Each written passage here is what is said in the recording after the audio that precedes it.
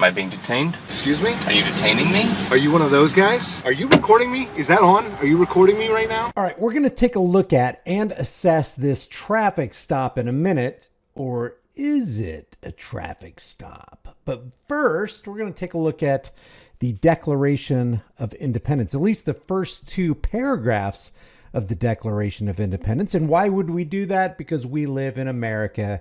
And upon the Declaration of Independence, the foundation of the Declaration of Independence sets almost all of, if not all of, American jurisprudence. It's the philosophy of law upon which even the Constitution rests.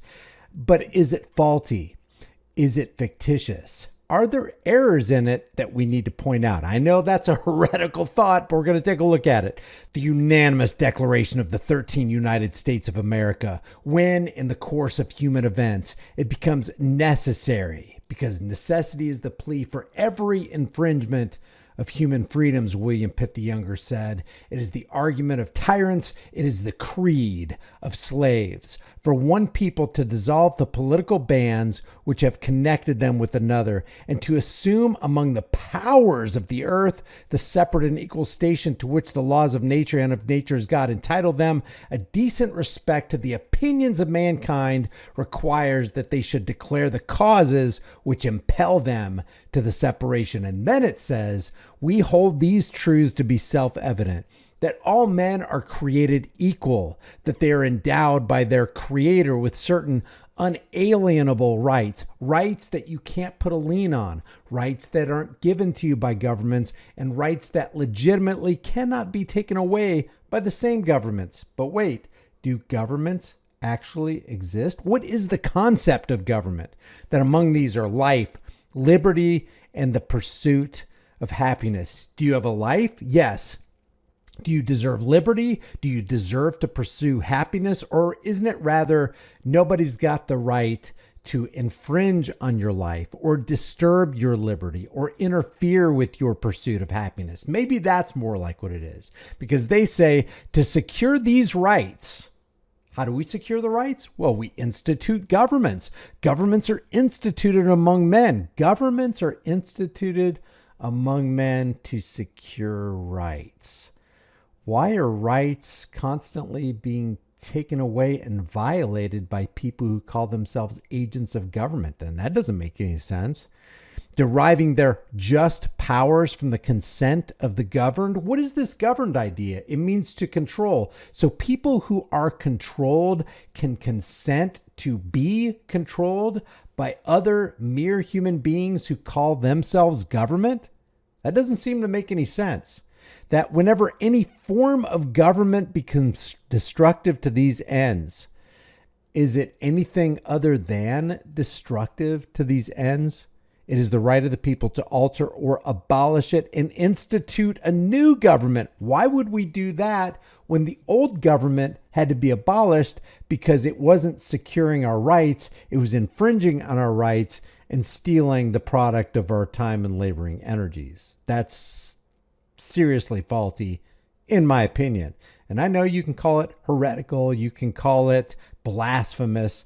That's just the way I see it. Upon this rock, upon this foundation is built all the laws that spring from the legislators of the United States of America, which, by the way, according to Title 28, Section 3002, 15A, is a federal corporation. Quote, United States means a federal corporation, laying its foundation on such principles and organizing its powers in such forms as to them shall seem most likely to affect their safety and happiness. What about justice?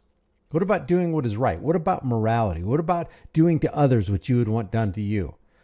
Prudence indeed will dictate that governments, that's controllers or agents who believe their controllers, long established, should not be changed for light and transient causes, and accordingly, all experience hath shown that mankind are more disposed to suffer while evils are sufferable than to right themselves by abolishing the forms to which they are accustomed. So let's take a look at this traffic stop. The reason I wanted to read that is because traffic law, in the minds of law enforcers and legislators and people who are just regular lemmings, believe by practice that even the Constitution, even the Declaration of Independence is subservient to traffic law, because you don't have liberty and you don't have the pursuit of happiness and you don't have the right of free travel while you're being stopped by a law enforcement agent on the public highways. If you're not free to travel, you're not free. If you're not free to resist harassment and unlawful arrest,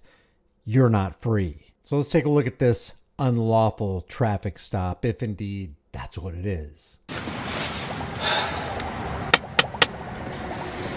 How you doing, sir? I was doing great. Tell me, sir, are you a U.S. citizen? Am I being detained? Excuse me? Are you detaining me? Are you one of those guys? That's great. More citizens should know their rights. No, sir, you are not being detained. I would need probable cause for that.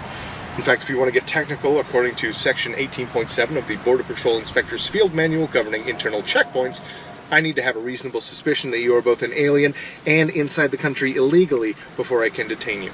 And then, of course, there are the numerous constitutional issues at play, which I'm sure you're aware of. Do you have a copy of the Pocket Constitution?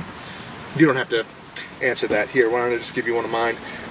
Here's two, actually. That one's in English. This one's in Arabic, if you need that. Are you recording me? Is that on? Are you recording me right now?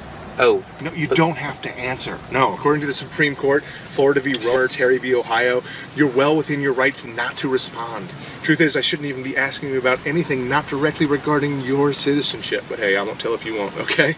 Well, but you know, you got me there, all right? You got me there. So here's what I'm going to do. I'm going to give you my card, all right? It's got my badge number at the bottom, and I wrote my direct supervisor's email on the back there. So if you have any questions at all, you just contact us, okay? You don't have to answer that either. You have a good day, sir. It's cool. I got it in my pocket. I don't consent to searches. I don't know if you caught the last part here, but the cop who walked away told his partner, it's cool, I gave him a pocket constitution. In what world would this ever happen? Obviously, this was a skit. Doesn't take major intelligence to figure that out. But wouldn't our world be better? First of all, there shouldn't have been a traffic stop in the first place. But if there is going to be a traffic stop, wouldn't the world be a much better place if we had cops like that handing out pocket constitutions? Now, you know me, I am not a constitutionalist. I just want to be left alone. I want freedom. Freedom is not carved out for you in the Constitution or in the Declaration of Independence. There's hypocrisies, contradictions, and outright lies in the Constitution. For example, Congress has the power to lay and collect taxes. Just mere men in Congress have the power to steal my wealth and get away with it. When plunder becomes a way of life for a group of men living together in society, they create for themselves in the course of time a legal system which authorizes it and a moral code which glorifies it. Theft by any other name, taxation or whatever, is still theft. And not that I'm approving cops, but what if every time somebody got pulled over for a legitimate reason, like you were actually endangering lives on the public roadway, the interaction went like this? Let me know what you guys think. I thought this was pretty good. I thought it was instructive. And man, our world could be if you're a cop watching this video, the world could be a much better place if you were this kind of cop. Leave your thoughts about this for the world and the global thought police in the comment section below. If you haven't done so already, subscribe to this channel, hit the bell notification icon, give it a thumbs up, share it with everybody you know. If you haven't done so already, subscribe to my brand new channel called The Disturbing Illusion, where we expose the left versus right paradigm, dog and pony show lies under the political circus big top in this psychopath-filled world we find ourselves in. If you want to support the channel further, grab a shirt, become a channel member, but more importantly, understand that freedom is dangerous. The only thing more dangerous is not having it. I will see you in the next video.